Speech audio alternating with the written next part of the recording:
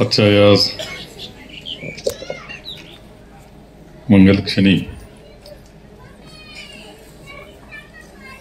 गौतम बुद्धांच्या विहाराची स्थापना, गौतम बुद्धांच्या मूर्तीची प्राणप्रतिष्ठा त्यात नसते, प्राणप्रतिष्ठा शब्द त्यांच्या ह्याच्यात नाही, प्रतिष्ठापना.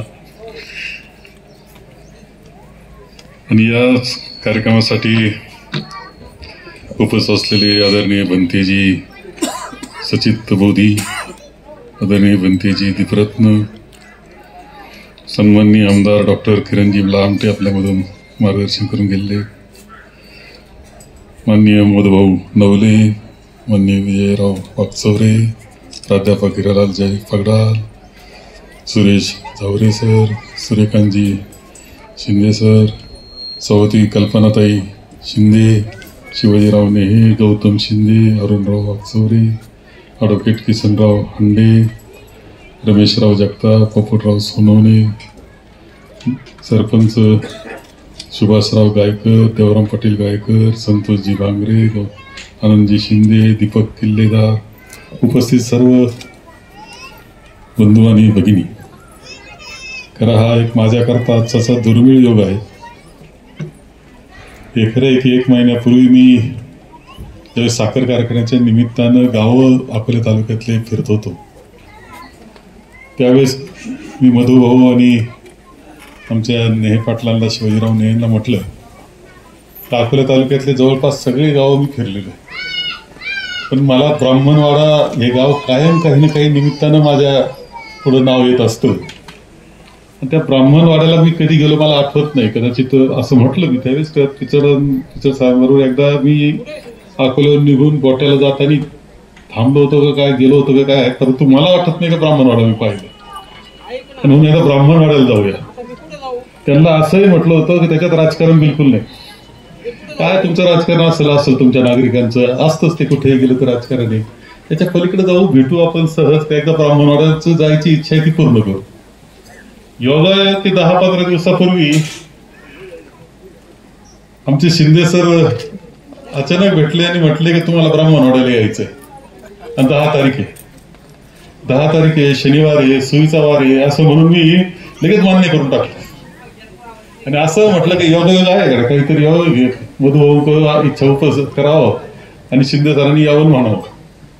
त्यानंतर काही अडचणी खरंच झाल्या होत्या. का सुरतला गेलो होतो, मुंबईला बैठक होत्या, सगळ्या होत्या. प्रदेश काँग्रेस कमिटीला म्हणलं होतं का चला म्हणून, मी खरं सांगतो, कारण त्यांच्या काही हेलिकॉप्टरची सोय असते कधी कधी करायला, त्यामुळे हेलिकॉप्टर होतं. माझं कसलं हेलिकॉप्टर आलं म्हणलं चला त्या निमित्तानं उतरू एकदा होईल, कारण आज दिवसभर मिटिंग करायची होती आम्हाला. तर काल शेवटी मी बदल केला. म्हणलं ते ब्राह्मणवाडा डोक्यात बसेल ना आपलं, खरं करू. मीटिंग थांबवलं तिथल्या मी इथं आलो. हे खरं तुम्हाला या निमित्तानं सांगतो की या निमित्तानं चांगला योग येते. तिथे बुद्ध विहाराची स्थापना करायची संधी मिळणं, गावकऱ्यांना संधी मिळणं आणि समारंभ होणं, हा सुद्धा माझ्याकरता एक चांगला योग होता आणि म्हणून मी इथे आलेलो आहे. खरं आहे की भाऊसाहेब हंडे हे ज्येष्ठ एक नेतृत्व आपलं होतं. ते भाऊसाहेबांचे सहकारी होते आणि आमचा चांगला परिचय होता. आणि माझे विद्यार्थी काळात ते येणं जाणं त्यांचं असायचं, त्यामुळे मला खूप जवळून पाहिलेलं व्यक्तिमत्व त्यांचं आहे की दुधाच्या क्षेत्रामध्ये त्यांनी केलेलं काम आणि त्यामुळं एक चांगलं ब्राह्मणवाड्याला स्वरूप मिळण्याकरता झालेली मदत सुद्धा वस्तुस्थिती आहे. एकच या निमित्तानं झालं की एक चांगली गोष्ट आणखी घडते का बुद्ध विहाराची स्थापना केली, आमदारांनी तुम्हाला मदत केली विहार बांधण्याकरता, ही चांगलीच गोष्ट आहे. गौतम बुद्धाचं विहार इथं निर्माण केलेलं आहे. गौतम बुद्धाची सुंदर मूर्ती इथे ठेवलेली आहे. एकच गोष्ट आहे की शेवटी असं आहे की बुद्ध विहार आहे, मंदिराचं अर्थ स्वरूप त्याचं आहे. याचा अर्थ असा का त्याचं पावित्र्य जपलं जाणं हे तितकं काळजीचं असतं. म्हणून ती जबाबदारी टाकून कधीही तिथं काही चुकीचं काही घडणार नाही याची काळजी. म्हणजे आता तुम्ही कसं ठरवलंय, तुम्ही सगळी जबाबदारी असती ती गौतम शिंदेनं टाकून मोकळे होत असं मला वाटायला लागलं. तिची धावपळ मला काही थांबायला तर नाही घडी कदाचित. सगळे कौतुक इथं करतात, माणूस उन्हात पळत होतो. परंतु ती काळजी आपल्याला घ्यावा लागते. ती काळजी घेतली याची खात्री मला.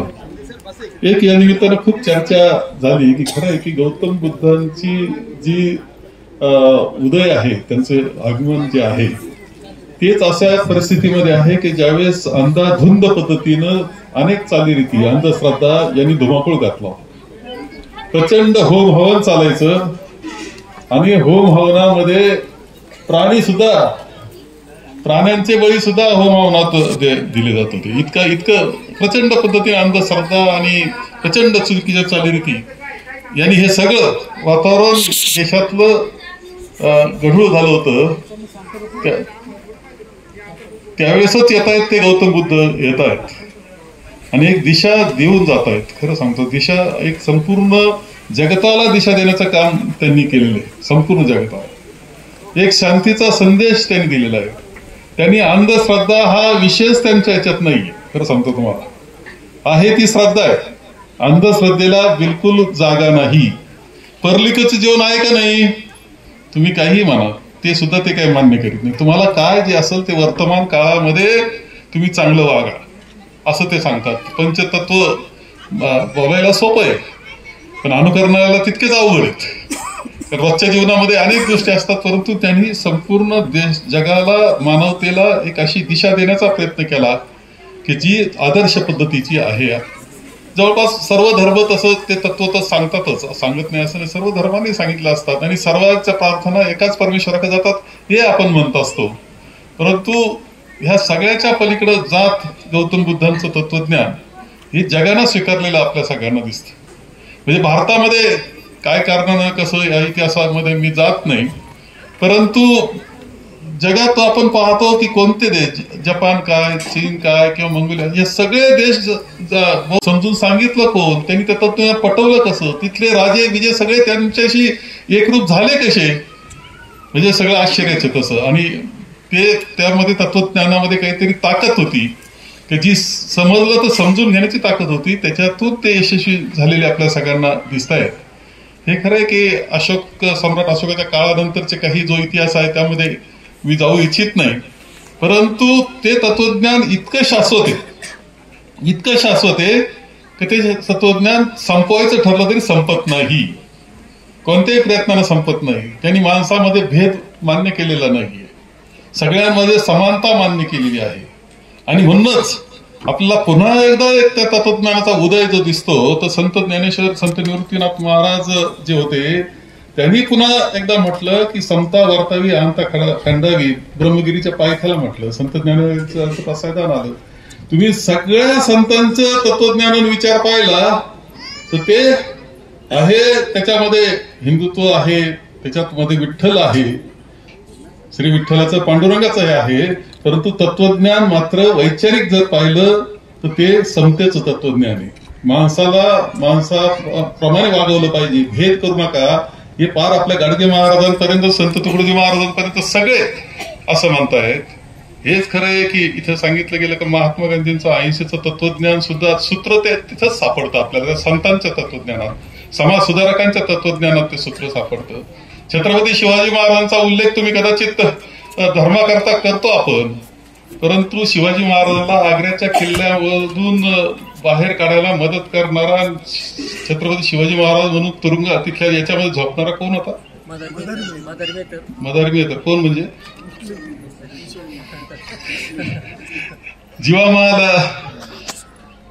जीवामाला कोण होता? आपल्या इकडचं महाल नव्हतं, एक नाभी समाजाचा होता. तुम्ही नीट लक्षात घ्या बरं का. म्हणजे मराठा साम्राज्य आपण म्हणतो, मराठा साम्राज्याचा अर्थ फक्त मराठ्यांचा असं गैरसमज नाही. याच्यामध्ये सगळ्या जाती धर्माचे लोक होते, त्याच्यातून हे साम्राज्य आणि स्वराज्य उभं राहिलं होतं. हे आपण लक्षात घेतलं पाहिजे. लढवई होते सगळे. आणि याचा अर्थ असा की तेच तत्वज्ञान आहे सगळीकडं, तेच तत्वज्ञान ताकदीचं आहे. आणि ते तत्वज्ञान समाज सुधारकांनी मांडलं. आणि भारतरत्न डॉक्टर बाबासाहेब आंबेडकर असे किमयागार आहे की हे सगळं तत्वज्ञान त्यांनी बरोबर राज्यघटनेमध्ये उतरवलं, त्याच्या प्रिअम्बल मध्ये उतरवलं. हे प्रिअम्बल तुम्ही लावणार आहे, प्रिअम्बल लावणं हे सोपं आहे, वाचायला सोपं आहे, त्याचं अनुकरण तितकं महत्वाचं आहे. आणि त्याच्यामध्ये असलेल्या मूलभूत तत्वाप्रमाणे आपला देश चालतो का नाही हे पाहण्याची जबाबदारी ही आपली असते. आमदार साहेब इथं म्हटले की इतक्या वेळा बदल झाला, तितक्या वेळा बदल याच्यामध्ये घटनेतले बदल होतात, त्याच्या चौकटीत बदल झाला पाहिजे. चौकटीत बदल करणं म्हणजे प्रिअम्बलच्या तत्वामध्ये बदल करणं हे शक्य नसतं. आणि काल कोर्टानं असं म्हणलं, सुप्रीम कोर्टानं चांगलं बोललं सुप्रीम कोर्ट, मला बरं वाटलं थोडं, का सुप्रीम कोर्ट असं म्हटलं की संसदेपेक्षा सुद्धा श्रेष्ठ राज्यघटना आहे. संसद ठरवेल काही करील असं नाही, राज्यघटनेच्या चौकटीत केलं का नाही तुम्ही हे सांगा आम्हाला. राज्यघटनेच्या चौकटीत झालं पाहिजे. आणि ती चौकट जी आहे ती सर्व धर्म मानणारी आहे, सर्व धर्म मानणारी आहे, समानतेचा हक्क देणारी आहे. तुम्हाला सांगतो, स्त्रियांना किंवा अमेरिकेमध्ये 1964 पासून एक आंदोलन दिसतं, king Luther junior, Martin Luther king junior, तेव्हा 34 वर्षाचा मुलगा आहे, फक्त 34 वर्षाचा. तो म्हणतो मी माझं आंदोलन करतोय दोन माणसांच्या मार्गदर्शनानं, त्यांच्या विचाराच्या मार्गदर्शनानं. कोण? मार्टिन लुथर किंग म्हणतो बरं का, ज्युनियर. तो म्हणतो मी महात्मा गांधी आणि भारतरत्न डॉक्टर बाबासाहेब आंबेडकर यांचे विचार घेऊन या देशामध्ये आंदोलन करतोय. आणि सगळ्या निग्रोनला पुन्हा जी काळी माणसं होती त्यांना पूर्णपणे अधिकार, समतेचा अधिकार, विचाराचा अधिकार देण्याचं काम हे मार्टिन लुथर किंग ज्युनियरनं केलं. 68 साली त्याला ते ठेवावं लागला, जसा महात्मा गांधीला ठेवावं लागला तसं त्यांना ठेवावं लागलं. परंतु हे तत्वज्ञान कोणाचं? मंडेलांचं तत्वज्ञान कोणाचं आहे? मंडेला हे 27 वर्ष जेलमध्ये राहिले, 27 वर्ष जेलमध्ये राहिले दक्षिण आफ्रिकेच्या. बाहेर आल्यावर राष्ट्रपती झाले.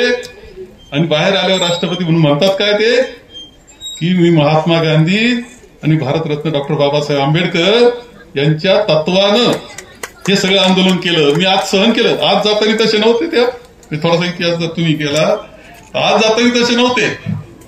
परंतु त्यांना असं वाटलं की अरे हे तत्वज्ञानात काही ताकद आहे. त्यांनी तुरुंगात अभ्यास केल्यानंतर ते विचार घेऊन ते पुढे गेले आणि ते विचारच पुढं त्यांनी ते राष्ट्रपती म्हणून राहिले. आणि त्या राष्ट्रपतीच्या काळामध्ये त्यांनी ते बदल करण्याचा प्रयत्न केला की जे आपल्या घटनेमध्ये जे अभिप्रेत आहे तशा पद्धतीनं दक्षिण आफ्रिका निर्माण करण्यात आला. याचा अर्थ किती मार्गदर्शक आहे.